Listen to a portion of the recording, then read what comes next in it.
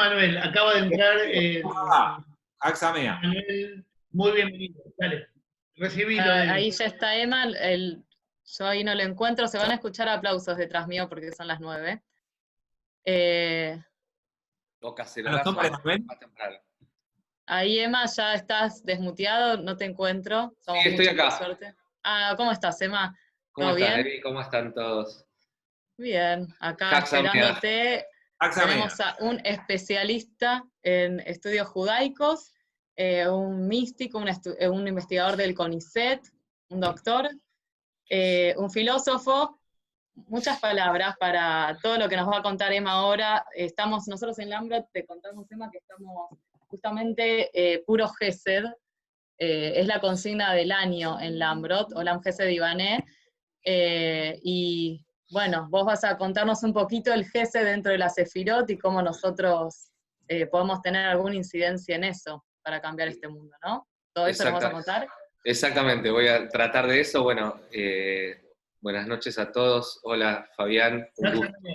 Axamea y todos, Omi, están todos, hay amigos, así que también, más allá de los títulos, que siempre digo lo mismo, de la sobretitulación que me obligó la carrera del CONICET, nada, a mí me gusta estudiar y me gusta tratar de acompañar en la construcción de saber y conocimiento y pensar a veces diferente a como pensamos para complejizar un poco el mundo, porque en muchas oportunidades nos lo dan demasiado masticado, ¿sí?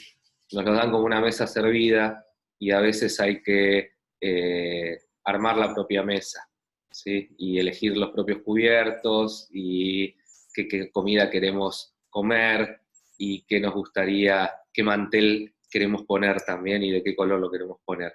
Entonces, creo que después de tantos años, 40 años, cumplo este año, me di cuenta que parte de mi tarea es acompañar, como decía Uber, a quien quiera estudiar, abrir una ventana, señalar un camino y empezar a dialogar sobre ese camino. Eso era la construcción de saber para Buber, ¿sí? Cuando Buber define cómo se puede construir el conocimiento del saber, dice, lo único que puedo hacer es acompañar a alguien a una ventana, abrirla, señalar un camino y empezar un diálogo. Y es lo que quiero hacer con ustedes. Además está Debbie, que es una amiga y que estudié junto a ella el tiempo que tuve la oportunidad de disfrutar de mis compañeras en el seminario rabínico. Y una sola cosa, no me gusta, no soy místico, porque soy demasiado pesimista para ser un místico, pero sí soy un estudioso de la mística y me dedico a temas de la mística dentro del CONICET. Y cuando Debbie me dijo que el concepto, la idea era la de Gesed, dije, bueno, estamos en parte de mi salsa, así que les voy a contar un poco de esto. Lo que nunca pregunté es el tiempo, porque tengo un problema con el tiempo, entonces, y si vamos a poder dialogar o no, como para más o menos manejarme dentro de un parámetro de normalidad, ¿sí? En esta normalidad de la cuarentena. No sé cuánto podemos hablar o cuánto tenemos. Me lo pueden decir por señas. Bueno, hablo. Media hora, ¿está bien? Perfecto, listo, perfecto. Entonces, bueno, la tradición mística dentro de nuestros judaísmos no nace con la cábala, ¿sí? Eso es lo primero que quiero decir, ¿sí? La cábala es una parte más, tal vez una de las más importantes de la mística judía, pero tiene un inicio particular y muy bien fechado, ¿sí? Y en tiempo y en espacio, que es en el siglo XII.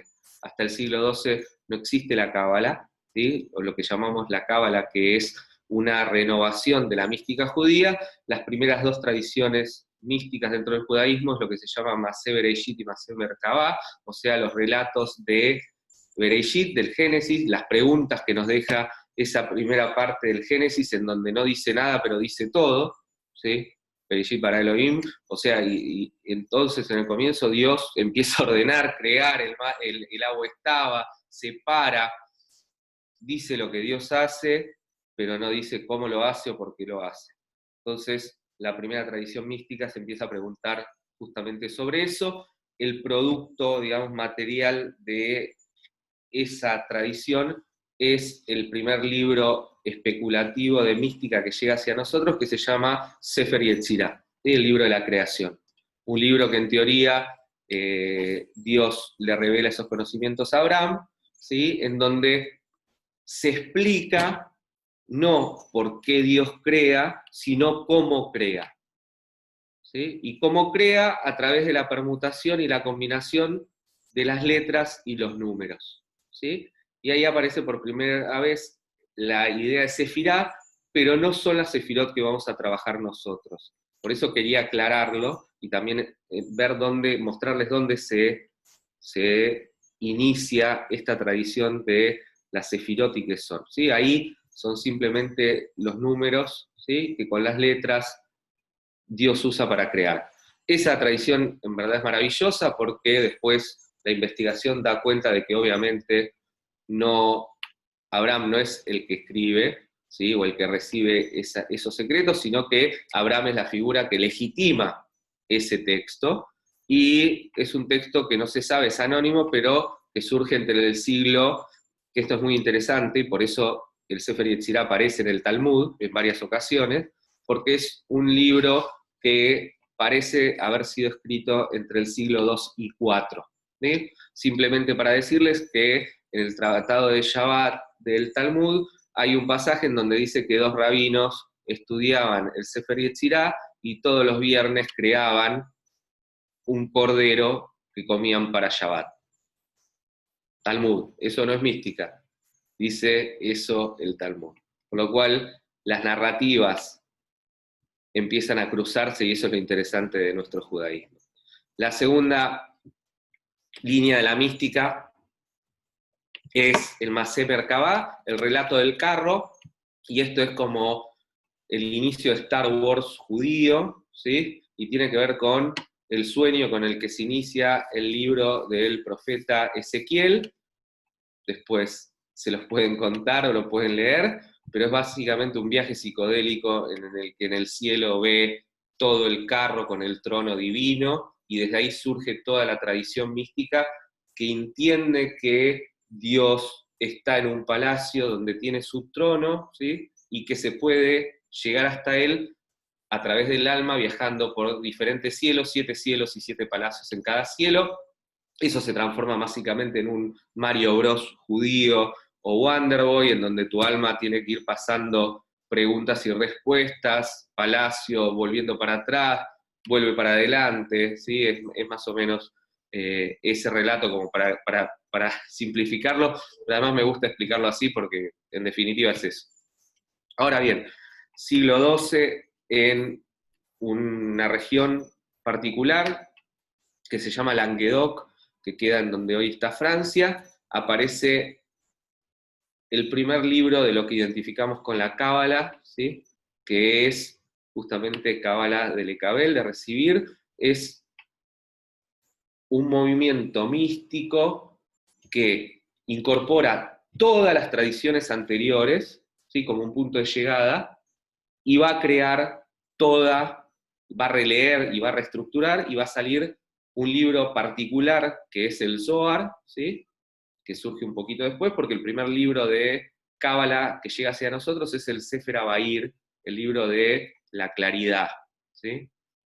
En donde ya aparece una idea que no estaba antes, y es que algo le pasó a Dios que nosotros no sabemos, por lo cual decide crear.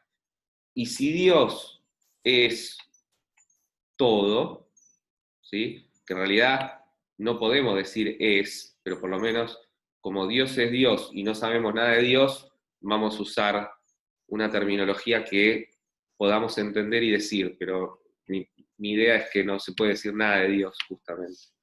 Pero bueno, si Dios en un momento era, ¿sí? Y ese era una totalidad, ¿cómo hace para crear? ¿Sí? Básicamente lo que tiene que hacer es contraerse, que es lo que llamamos simsum, una contracción, y es lo que yo llamo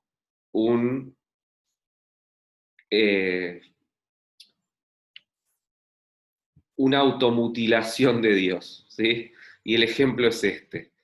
Si Dios es una casa, ¿sí?, tiene que dejar vacía la cocina para que desde esa cocina surja algo. Y eso es el Tzimtzum. La contracción de Dios, que no sabemos nada de esa contracción, básicamente lo que explica es que Dios tiene que sacarse o correrse de algo de sí mismo para poder crear todo. Eso, que es la primera manera de la creación, es lo que llamamos emanaciones. Esas emanaciones, que son la forma en que nosotros podemos entender, ¿sí?, elementos de Dios, son las sefirot, ¿sí? Dios emana en 10 sefirot, ¿sí? Después las visiones, obviamente, después del Sefer HaBahir, del libro de la claridad, llega el Zohar, ¿sí?, la gran obra de la mística judía, porque se vuelve casi canónica y porque de ahí en adelante todo el misticismo judío va a ser desprendimiento de la Cábala. Y aparece esta idea de que existe un árbol sefirótico o que existe es este dibujo, lo muestro acá, yo escribo todo a mano, así que lo van a ver acá, pero lo tendrán visto, ¿sí?, pues más fácil, ¿sí? Son 10 pelotitas interconectadas, cada pelotita, ¿sí?, es una característica de Dios, un elemento divino, que recién ahí se puede mostrar. Ahora, ¿desde dónde se muestra? Desde un lugar que se llama En Sof, ¿sí?, sin final, que viene a ser desde donde Dios emana, ¿sí?, que está por sobre todas las sefirot. La primera sefirá es Keter, corona, ¿sí? La segunda es Jochma, o sea, la primera está en una posición única y después van a aparecer parejas, y a esto es lo que quiero ir. La primera pareja es Jochma, sabiduría, y Biná, inteligencia, o sea, Jochma, lo que quiere decir, o lo que plantea el Zohar, es que es el conocimiento, pero que no se puede llevar a la acción, y Biná, que es la inteligencia, es la puesta en acto, ¿sí?, de ese conocimiento. ¿Por qué? Porque para esta visión, cada uno de nosotros tenemos algo, ¿sí?, de esos elementos de la Sefirot, y acá, como Debbie me pidió, empezamos a entender un poco también a dónde quiero llegar con el tema de Gesed, ¿sí?, porque algo de esa emanación de Dios también gotea a la creación de nuestro mundo, y nosotros tenemos algo de eso, justamente por la idea de que fuimos hechos a imagen y semejanza, o a nuestra imagen y nuestra semejanza en plural, como lo dice, por lo cual, si Dios emana en estas formas, algo de esa emanación, no en la potencialidad de esta sefirot, está en nosotros. Y a mí lo que me interesa es la segunda pareja de sefirot, o sea, de emanaciones, que están siempre enfrentadas e interconectadas. Y la cuarta, o sea, porque la primera es única, que es la corona, ¿sí?, digamos lo más alto, la cuarta es Gesed, ¿sí? La cuarta es Gesed. No sé cómo lo están interpretando ustedes, por lo menos para las diferentes formas de la mística, es el amor divino, ¿sí?, como el amor que inunda todo, ¿sí?, como un amor que nos envuelve y nos ahoga, ¿sí?, lo que dice, y también se interpreta como misericordia. A mí particularmente no me parece demasiado cristiana la palabra misericordia, no me reconoce como la traducción de Gesed, pero Gesed también se conoce dentro de la tradición cabalística de otros libros como Gedulá, ¿sí?, grandeza, ¿sí? La sefirá de Gesed también es Gedulá, grandeza, y constituye la representación de la gracia y el amor de Dios, ¿sí? cualidades que, pero, y acá está lo interesante, que son cualidades que, como Sefirá, no pueden ser medidos con parámetros humanos. ¿Sí? Ahora bien, si nos quedamos ahí, ¿sí?, y nos detenemos en ese momento, la Sefirá de Gesed, como este amor y esta grandeza de Dios, es tan potente y tan inexplicable, porque no la podemos comprender, que destruye todo. ¿Sí? Y esto va a ser parte de la creación del mundo. O sea, el amor de Dios es incontenible. ¿Sí? La Sefirá del amor es como un océano que te cae encima, y como cualquier océano que te va a caer encima te va a ahogar. ¿Sí? Por lo cual tiene que aparecer una Sefirá que contenga a Gesed, y la pareja de Gesed básicamente es Din.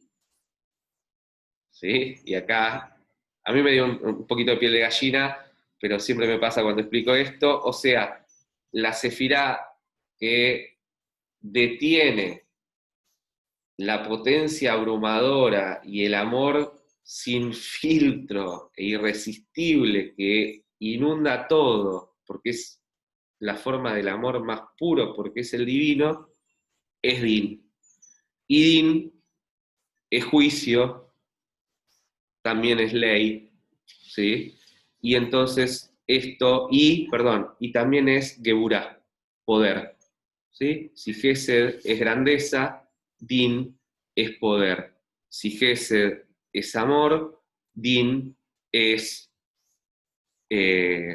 juicio, ¿sí? Entonces, lo importante que aparece acá, por lo menos en el Zohar, y en lo que se llama la cábala clásica, que es la primera que aparece, es que para asegurar que la gracia y el amor de Dios no sobrepasen e inunden todo sin discernimiento alguno, o sea, que inunda todo con amor y con gracia, sin control, sin límite, aparece en su opuesto, en su límite, algo que tiene que mantener el amor divino dentro de una determinada estructura y que le pone fronteras.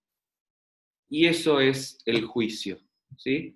De esta manera puede seguir abriéndose el espacio para la emanación y la creación, y pueden seguir emanando, ¿sí?, las otras sefirot, que van a ser Tiferet, belleza, que están como síntesis de amor y juicio. Después va a estar Netzach, eternidad, Hod, majestad, Gesed, fundamento, ¿sí?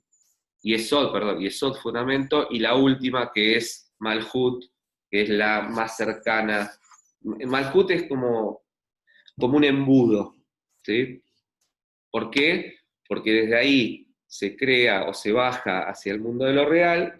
A ver, yo estoy explicando todo esto es sci-fi, ¿eh?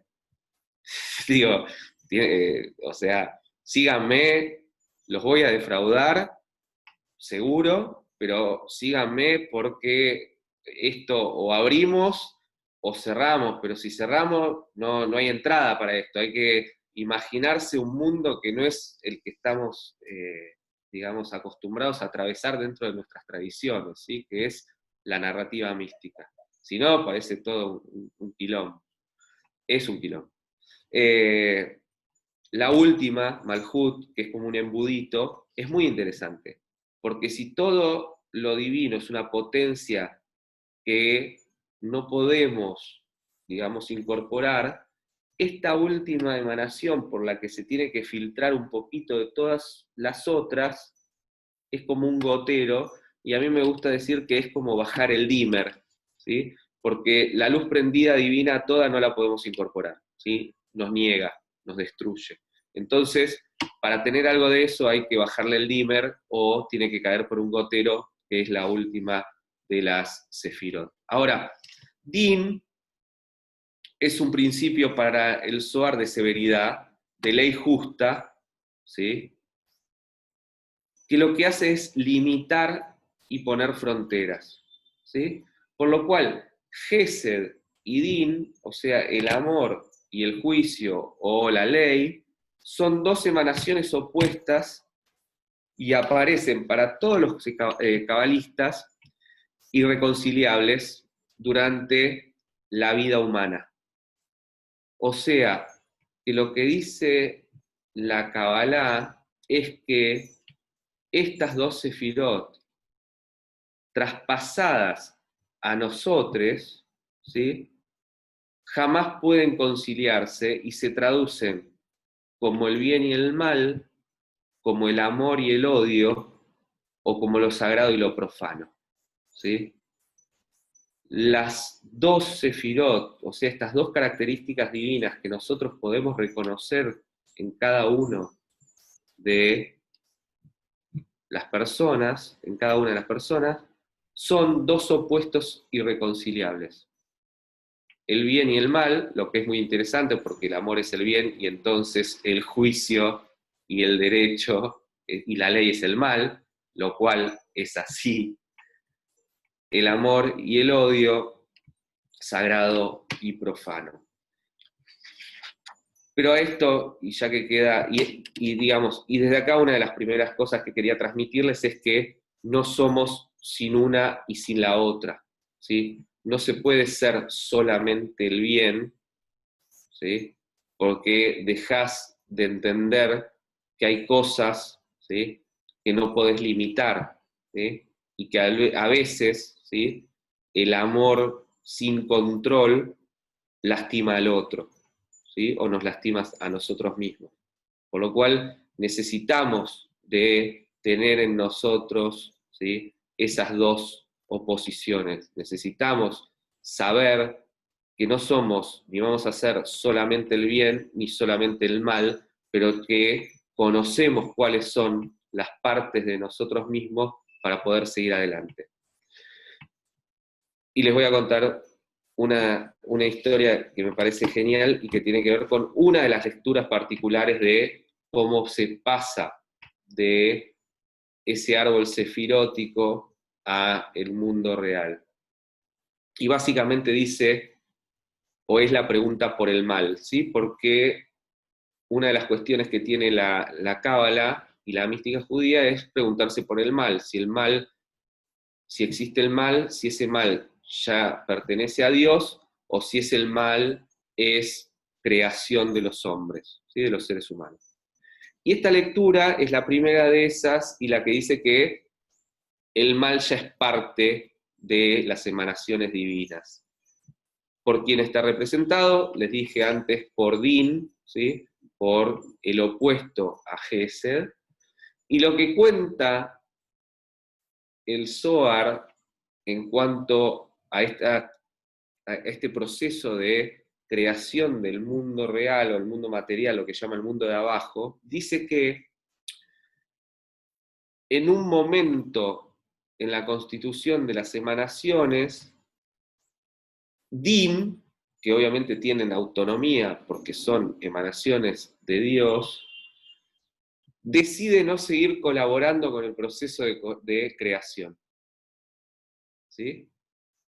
Por lo cual, al no decidir, porque el mal está representado en Din, ¿sí?, es la sefirá que representa el mal, seguimos, ¿no?, hablando de el juicio, la ley, y decide no colaborar en el plan divino, por lo cual estalla o ese amor lo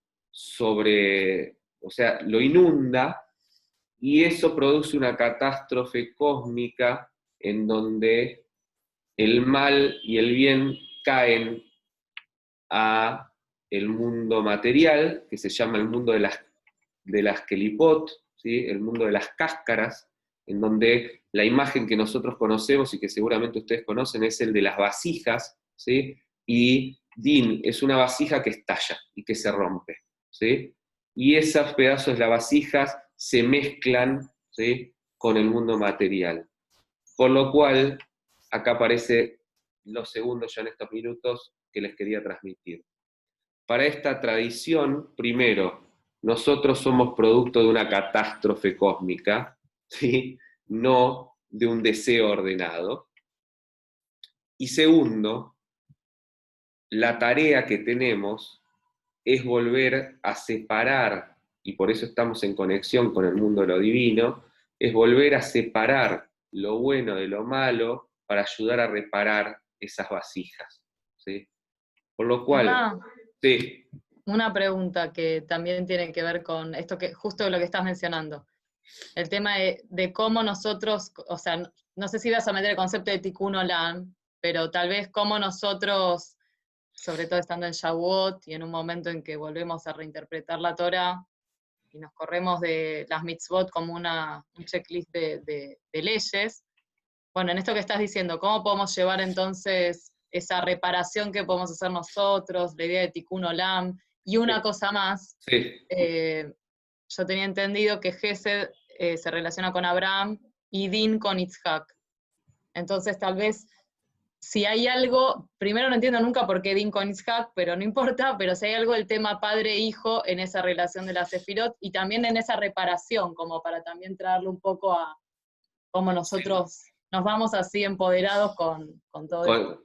Sí, justo iba a eso el Tikkun Olam, o sea, la tarea para esta visión que estaba terminando de describir es la del Tikkun Olam, cómo colaboramos con el Tikkun Olam, con la reparación del mundo, básicamente entendiendo que nuestra tarea, cada uno desde uno y hacia el otro, tiene que ver con poder distinguir lo bueno y lo malo, ¿sí? Y actuar, ¿sí?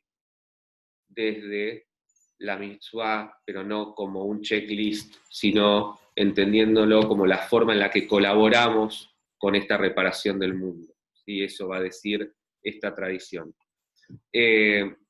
Lo cual es muy interesante porque nos vuelve responsables. ¿Sí? Y acá se mezcla también la filosofía judía y otros autores de la filosofía judía. ¿Sí? Porque si nosotros pensamos que no tenemos una tarea, entonces nunca vamos a ser responsables por el mundo en el que estamos. ¿Sí? Entender que no solo somos una catástrofe o el producto de una catástrofe o la consecuencia de X motivo, porque no podemos saber por qué Dios crea lo que crea, pero entendiendo que nosotros estamos conectados a esas sefirot y que nuestras acciones reparan, no solo reparan el día a día y reparan nuestro mundo, sino que de a poco vuelven a construir un equilibrio, que es el objetivo final, por lo menos para el Zohar y para la Cábala, un equilibrio, no una confusión, no lo mismo, porque no vamos a dejar de ser quienes somos, sino un equilibrio entre lo mundano y lo divino. ¿Sí? Esta tradición lo que plantea es que se rompió ese equilibrio. Sobre Abraham, Isaac,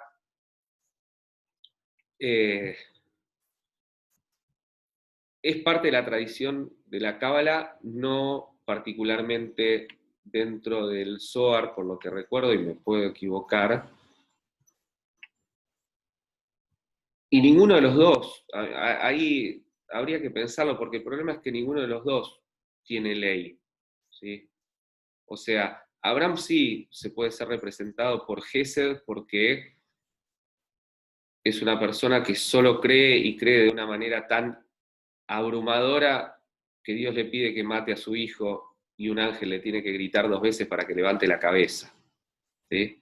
Por lo cual sí puede representar de la misma manera a ese amor que inunda todo, porque Abraham creía de tal manera que no tenía límite, y el límite había que ponérselo.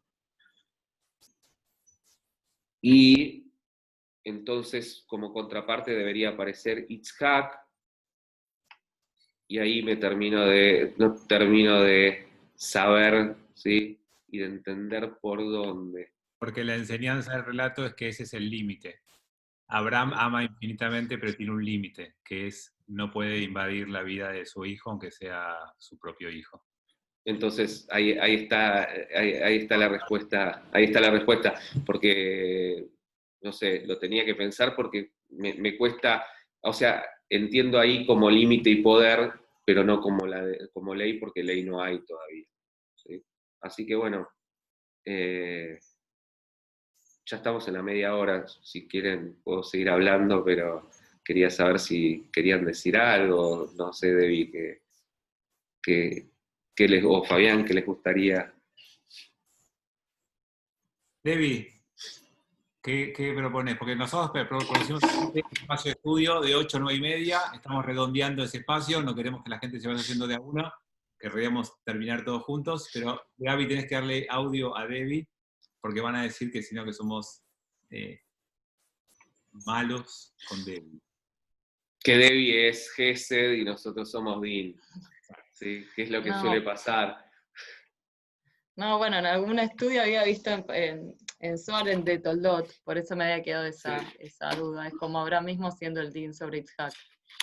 Pero bueno, creo que también a partir de lo que traía Emanuel, que vuelve un poco esa idea de nosotros como todo lo que recibimos lo podemos devolver en el mundo para reparar, y la idea de Matan Torah, que es la entrega de la Torah, y no Kabbalat Torah, la festividad, sino que nosotros celebramos que haya sido entregado, pero en todas las generaciones hacemos esa Kabbalah, esa recepción de la Torah.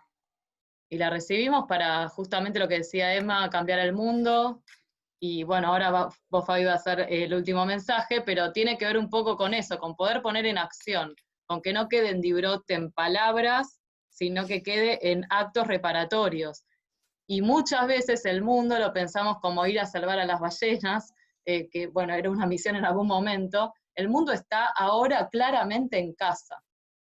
Y muchas veces ese mundo lo tenemos que reparar día a día para crear la armonía acá donde estamos. Y creo que nos incluimos todos en eso.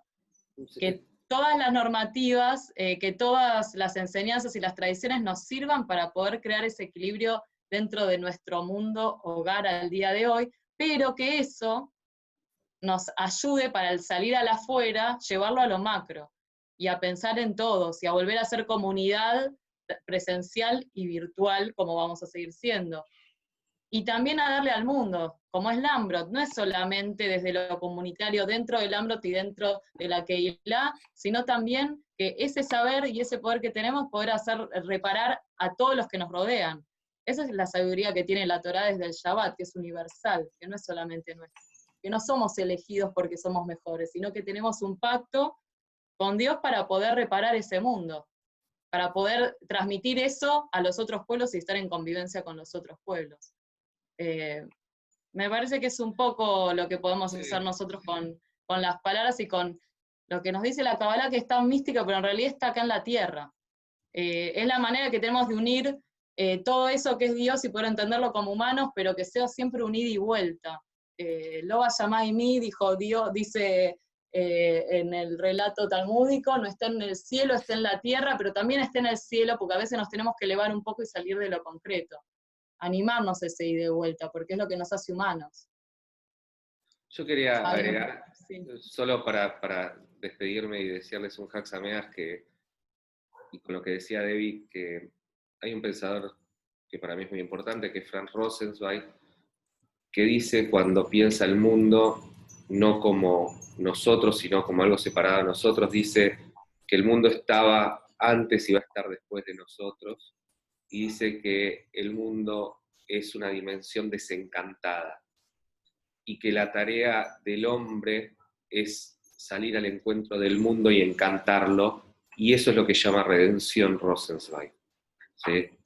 Y me parece siempre importante recordarlo, porque a través de este relato, de esta forma de construirlo, y a través de la circularidad de una Torá que no cambia, pero que nosotros cambiamos año tras año leyéndola, nos volvemos cada vez más responsables de ese mundo que tenemos que encantar y cuidar. Así que quería agradecerles por la invitación, Debbie, Fabián, y Hag Sameach, que tengamos, quédense en casa, así nos vemos algún día finalmente y nos volvemos a abrazar. Gracias, Emma, Hag Sameach. Gracias, Emma, Hag Sameach, muchas gracias. Estar con nosotros. Omi, ¿querés decir algo? No. Bueno, vamos a cerrar esta noche de estudio, que fue un regalo de cumpleaños que me hice para mí, que disfruté, y que viajamos por el hasidismo, viajamos por Midrashim y viajamos por la Kabbalah, con la intención de hacer un tikkun, una corrección, una reparación. La tarea de hacer un tikkun es una tarea permanente nuestra y a veces nos excede a nosotros y tenemos que ir más allá de nosotros para poder entendernos, comprendernos y ver qué nos pasa. Pero como el viaje y la tarea es difícil, necesitamos que nos acompañen esa tarea. Y por eso es que nos nutrimos de los sabios y las enseñanzas del pueblo judío y de los maestros y de los morim, para que nos ayuden a hacer algo que solamente nosotros podemos hacer. La Torá, los Midrashim, la Kabbalah, pueden iluminarnos, pero el trabajo es nuestro. Los invito a que se vayan con energía, con luz y con fuerzas de este tikkun, para que cada uno inicie su propio proceso de tikkun.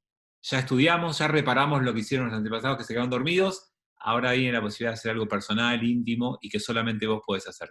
Así que, Hag Sameach, que coman lácteo rico, que disfruten esta noche, y mañana a las 9 de la mañana tenemos el servicio de Shaharit, y recuerden que mañana tenemos Iskor, donde el servicio, si alguien necesita decir Iskor por el recuerdo de un ser querido, mañana, después de las 9, cuando arranquemos a las 9, tendrán la posibilidad de hacerlo.